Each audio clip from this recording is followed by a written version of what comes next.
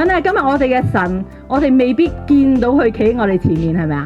我哋未必咧真係好似同人與人講嘢咁聽到佢嘅聲音，但係原來神嘅愛、神嘅工作一直喺我哋嘅當中。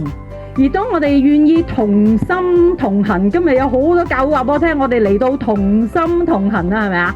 唔係得把口啊，我哋好想以身體力行，話俾我哋身邊嘅鄰舍知道，原來耶穌冇忘記佢哋，甚至乎在佢哋急難之中，原來耶穌睇住、保護同樂意與佢哋同行。